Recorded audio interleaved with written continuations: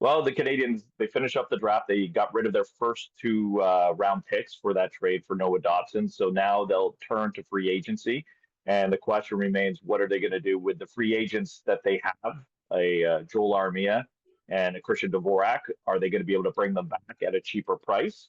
Or will they go to the open market and try and bring in a center iceman that could potentially play on the second line with Ivan Demidov and Patrick Laine, and or however they want to create the lines. Doing the lines in summer is a little bit different, but I do think they want someone to play with Ivan Demidov.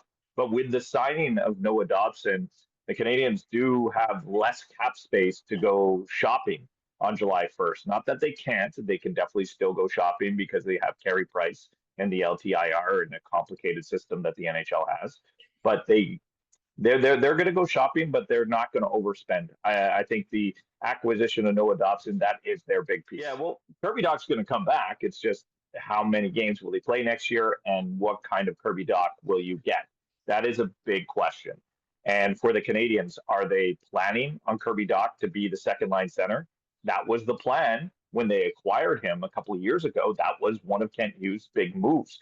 However, it's been injury after injury and a little bit of disappointment along the way for Kirby Dach. So when he does come back this year, this might be the biggest season for Kirby Dach's career. One, if the Canadiens don't go and acquire in free agency a legitimate second line center, it will likely be Kirby Dach's job to lose. However, what's the patience going to be like from management, from coaching staff to be giving him that opportunity? Can he create chemistry with Demidov or Laine or whoever they want to put up on that second line? It's a huge question mark. It's not a small question mark for the Canadiens.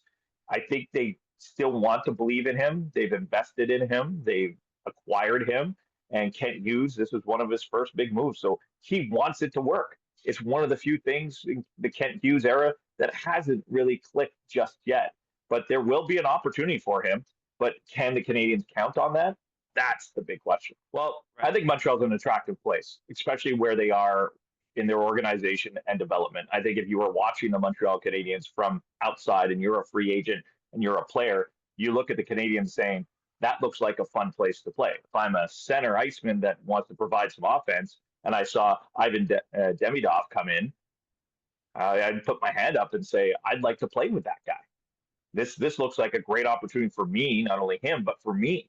And you look at the environment, every player's personality is different, but you're talking about playing hockey and winning in Montreal. That's what was happening down the stretch for the Montreal Canadiens. It's a very tight-knit group. I think it's very obvious when you watch them play with the way that Nick Suzuki leads this team.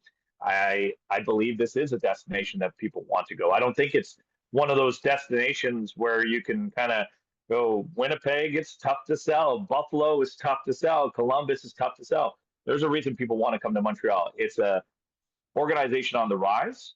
It's a place that the fans love hockey for the good and the bad. You know, some people can't handle it, but if you can, it's a place to play.